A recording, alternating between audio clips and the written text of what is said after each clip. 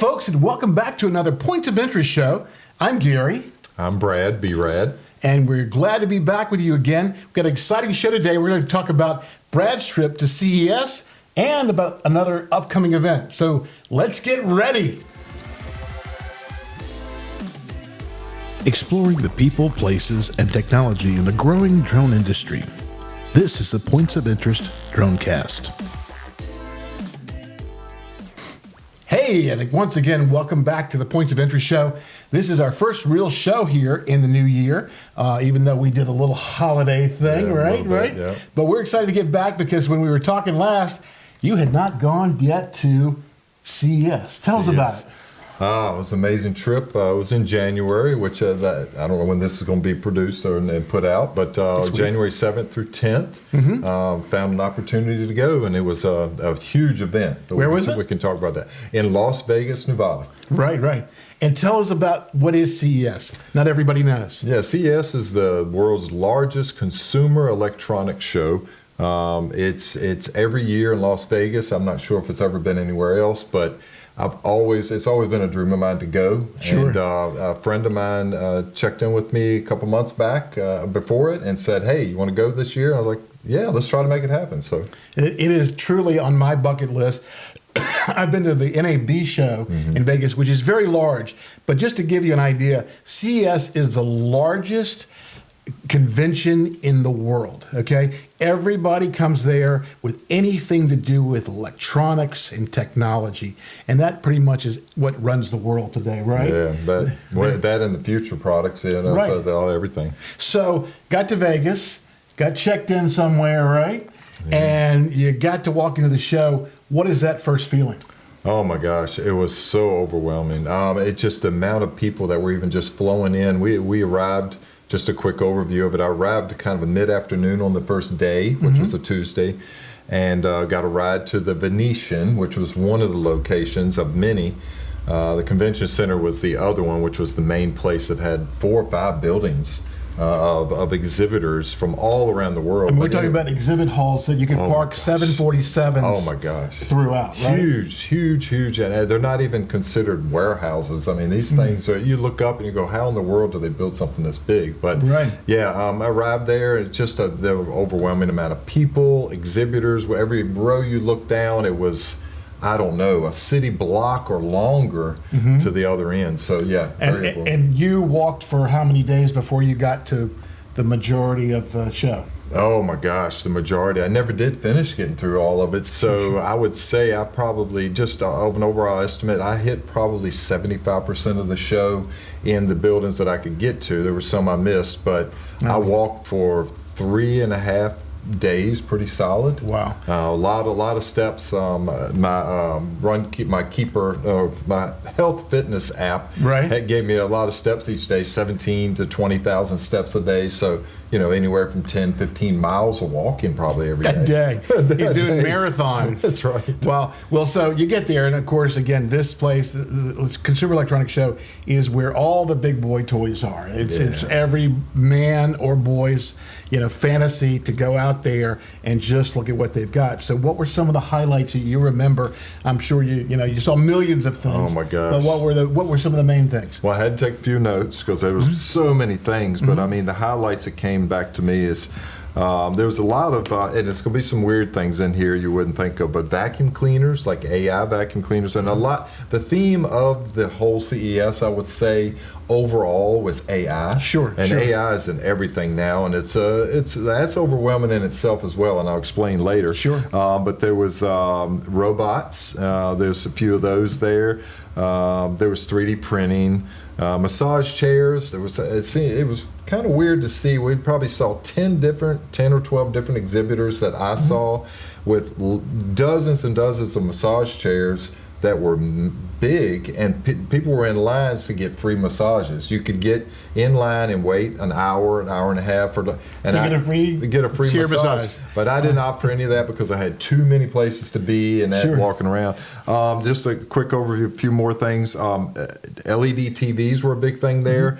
115-inch micro LED TV, I think it was that I saw. So that's smaller LEDs? It's smaller LEDs, so they're getting smaller Higher with resolution. the components, higher resolution. Right, wow. Transparent TV screens, which and we've got some video of that. Got some video of that. I did post some on Facebook that you've already seen, but we'll bring some of that video back. Amazing technology. That's probably one of the things that blew my mind more than anything. I stood there, probably spent 30 minutes at this exhibit, which was way too long. We're showing the video right now, and you can see that it's clear. It's like a glass pane. You could put it up on a window and see through it, or you could watch the game. That's on it, right? I think some of the technology in that is that they have the ability in some of their TVs or whatever where they have the clear screens. Like, let's just say you have a living room and you want a clear screen so you can see out through it to the backyard or over the mountain. Out, but they have walls that they can bring up behind it, or they can change the opacity, I think, of the glass.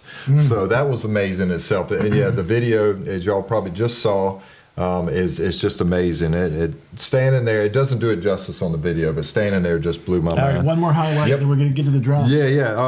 Laser engraving, and then there was some other stuff there, e-bikes and other things like that. So one of the big things, if we talked about this before, that Brad's big into 3D printing. Matter of fact, we found out just recently that Brad might like 3D printing more than he likes drones. I might have misspoken earlier, but the seriousness, that was a huge thing there, right? Tell me about what you saw there. One of the biggest exhibitors I saw there was Creality, and they're from Shenzhen, China, and they're one of the bigger ones. I've been with them for quite some time. I have moved on to other manufacturers that are in the U.S. and other places, but Creality has got a big selection of 3D printers, laser engravers, scanners for scanning three-dimensional objects to 3D print, and other items. But they had a huge display, which maybe we'll pull some footage in for that as well. Very good. And if anybody heard the screaming in the background, that's my parrot. She actually is just hearing us talking in here is making her excited. She loves drones for once. So she gets excited when we talk about drones. But okay, so we saw the 3D printing there, and we saw some of the things in the videos that you were showing that they print on these new printers that are like, what did you say, $10,000 printers? Well, no, some of them they can get up there, but the ones the consumer side probably under $2,000 to $3,000 for some of these consumer prints. And what are you seeing as the uptick in the 3D world? Is it more colors, more the different medias that you use? What's going on the most that you see? Kind of all the above, but the biggest thing I think this year, and it's trickled from like a year ago or so now into this year. One of the manufacturers, Bamboo Lab, has one of the first 4 to 16 color printers out, and a lot of people are engineering that themselves and putting these products out, and Creality is doing the same thing. But to answer your question, I think color is a big thing. AI, to be able to build some of these 3D models from AI, and they're getting bigger, they're getting more controlled of the heating of the plastics, and more filaments are coming as well to give a wider range of hardness and softness, and they have flexible, they have hard, they have durable, all the way to now metal printers are starting to become a thing. Consumer level not so much, but they're coming. Gotcha. So 3D printing, amazing. Is it growing? It also kind of filters into our world too. We're building stuff. Matter of fact, we've got some event coming up, and Brad was actually building some 3D things to couple up some of the PVC pieces for some of the obstacles that we're building out of PVC and that kind of stuff. Plus, he also made, for our upcoming event, these beautiful wing badges that will be part of when you come to the event. You will get one of those just for showing up. But that's a whole other thing we'll get into in a minute. But then you got, through all the CES, there were drone manufacturers too, right? Because drones are still one of the biggest electronic things for most people. Tell me about what you saw there. Okay, well, I'll start with tell you what I didn't see, and then a lot of people will know this name. DJI was not at the event. Wow. Why they weren't at the event, I don't know the backstory on that, but I know our country has had some issues with those products. It's from Shenzhen, China, and we have a lot of security risk involved here. So DJI has been on the government's naughty list, watch list, and they're going to ban a lot of that stuff, or at least they're trying to ban some. We of hope that not, stuff. right? We hope not. Most of us are like myself. We're DJI loyal users, and we know there's been some issues, but some of those things they've addressed. Right. And I think, I think most people that are in this business understand they've done what they needed to do to keep them here in the U.S. But beyond that, you saw a lot of other things. Yeah, right? I did, and we might pull some video footage into this. I saw one of the earliest things I saw was a bladeless drone, but it's an urban delivery drone system. Mm-hmm. The unit wasn't much bigger than this, but it was pretty massive, and apparently can carry a pretty hefty payload. Wow. I saw the video there, and we'll show this. It looks like it's about 8 different points that look like they would have had propellers. Yep. Must be some kind of induction air, jet, something kind of like that. Yeah, I didn't quite get to see that. They didn't have it didn't look like they had the whole product there. Okay. It just looked like it was a display model, so I didn't really get into it. And I did try to have a conversation with one of the exhibitors, and they didn't speak very good English, so I didn't get a very good interview of that. Some of the other ones, of course, there was a company called Hover Air there, and that's a foldable enclosed drone. It kind of it competes a little bit with DJI's newest drone that just was released called the Flip. Yep, and the Neo. Because it'll do the fly off your hand. Exactly. It's a selfie drone for the most part. It is. But I think they've been pushing that to be a little bit more sophisticated. They didn't even have a controller with it, I think, initially, but I think they've added a controller. Right. Exactly. And it does do basically all those things and more. I think Hover Air they look like a very strong company, and it looks like their products are really well built. Good. After handling a couple of them, and I have a little bit of footage of that, but not me of holding it. That booth was very busy, and it was hard to even get somebody to stop and give me any information on it. So I got a little bit of footage of it. Hopefully we can show. It's very very limited. We sent Brad with a camera and a microphone hoping we'd get interviews, but really he found out very quickly at CES the hundreds of thousands of people that show up make it impossible to have a one-on-one with anybody in the room. So we kind of understand. We're going to do more of that later, but it's just not a possibility in this particular environment, right? Yeah, right. I hope next year, a lot of lessons learned. I wanted to use that system that it was on loan to me, the microphone system, and I had the Pocket 3, DJI Pocket 3, which was a very nice tool to use. But I'm hoping to gain some more knowledge of that, and maybe next year, lessons learned. I'm going to go more directly to exhibitors that I want to see, as opposed to wandering around for 3.5 days aimlessly. Be deliberate, to be deliberate about it. Yep, yeah. It's probably easier to sit in your hotel room and flip through that directory, which is pages long, and find something you want to go find, and then try to shoot to it. Because even that, it was just going to take you hours and hours to get to it. Exactly. But so beyond that, you saw one drone that kind of went beyond anything we've ever seen. Yeah, and we're definitely going to pull some footage up of this. I probably have a number of clips that we'll be able to pull in. That drone was called an X-Ping Air HT. I don't know if they have that as a word, but it's a manned drone, and it has its own deployment automobile or truck or vehicle that was on site there. I heard, talking to a couple of people that were attendees that had found out some information, that it was about a $280,000 system. $280,000 changed, just pocket money, right, for you, Brad? I could see, not your average Joe buying it, but somebody like a CEO of a company or something buying it. But it looked like you drove the vehicle. Yeah. The drone was kind of connected in the back, right? Yep, absolutely. And when you got somewhere, you just kind of pulled away. Yeah, I think you have to deploy the landing gear of the drone and then detach whatever connecting points it has to hold it into the vehicle. I'm not sure if it was and the car would drive itself home or anything? How would that work? I'm not sure. You had to park it. It might have had some AI built into it as well, but it looked like that they pulled the vehicle away from it in the video I saw. Right. And then the drone took off, and it looks like it can hold 2 passengers, like one seat. Right, and, 1 or 2 man passenger. So if you got an extra $280,000, you need a new car that has a built-in drone, because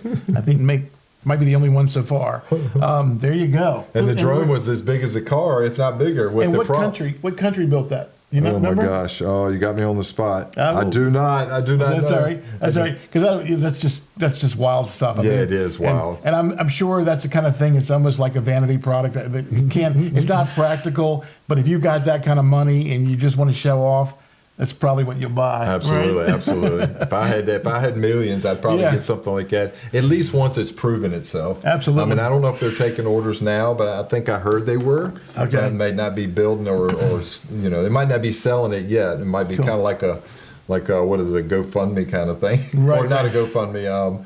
The other one where they start up a Kickstarter. Kickstarter, right. I'll get my words straight. Well, that's pretty much the highlights there of the whole drone thing. What was your absolute favorite thing that you saw there the whole day? I think I'll go back and I think that I said earlier my favorite thing was that transparent TV, but I think this drone, this manned drone that we just spoke about, was probably my favorite thing to see, and I think I would fly it if they had allowed me to fly it. Some people ask, well, would you ride in it or would you fly in it? Yeah, I'd surely.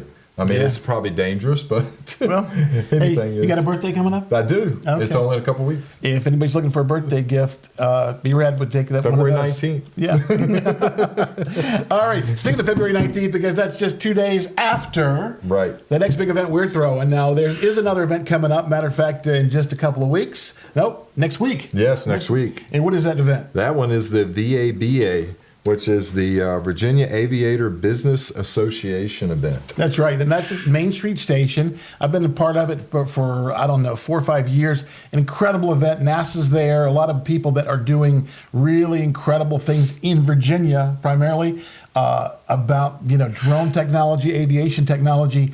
It is definitely a show worth seeing. It's not open to all the public, but if you see this before this airs and want to go, find me. I might can get you in. Yeah. So it's going to be a fantastic show. There's probably 50, 60 vendors there of all sorts. The governor comes, Lieutenant Governor Winston Sears, she comes as well. They both usually come over and fly the drones. We have a flight area that's marked off by a big net that puts about half the Main Street Station separated for us to have some fun. Yeah, we're going to set up our obstacle course and also our NIST course as well for those people that want to come over and try the drones or fly the aviation learning stuff that NIST is. It's really going to be a lot of fun. And if you can't come to that, there's one we really want you to come to because this one is open to everyone, absolutely free. February the 17th, we are doing our winter fly-in. Yep. It's indoors, okay? Main Street Station is indoors, yes. But this one, indoor, it's a baseball field. It's a baseball field. I couldn't believe it. Yeah. I mean, it's incredible. And it's warm and cozy inside of it. They got refreshments and concessions, so you can get something to eat, something to drink, bring your drone, fly it. We've got more information on our website. If you go to my website, I've got a whole events page. You want to learn anything about the VABA and any other events going on around the country, we have an events page. You go to iflydrones.com/events and check that out. If you're coming to ours, the one on the 17th, which is in the indoor baseball field, you got to see this place to believe it. There's pictures of it on the site, but you got to RSVP, click on it, put your name in there. It's no obligation and no absolute, no money to be there, but come do it. If you are good at flying drones, we are going to have some cool trophies. Man, this is so cool because we're working on this. Brad, doing his 3D stuff. Getting a sneak peek here. Yeah, this is a sneak peek. This is going to be one of the trophies that will be given away at the event. And check this out. So we're going to attach this kind of like here, and we are going to have the only that I know of official drone trophies. Right, because we could not find any drone trophy toppers. That's right. They make football players and soccer players and runners, but nobody has a drone yet. So we have the first here for a drone on top of that. So that's going to be, we're going to have 2 different competitions, and we'll have other trophies for second and third place. But first place can take this nice one home here like this one. And you either through the obstacle course, and you can fly FPV, or you can fly some of our drones. We're going to bring some Neos. If you don't have a drone, you can just use one of our Neos because they're safe and fun. Yep. And other cool things. Look at this. We made some lanyards. We're going to have neck lanyards with our event on it, and it's going to be a good time. You just come get the swag, enjoy yourself, hang out with more people who are in this drone business, and we hope to see you there for sure, right? Yep. It's going to be a fun event. Hey, folks, thank you so much. This is B-Rad for being with us. I'm Gary, And we'll catch you next time, right? Yep, absolutely. All right. Thanks. Great show.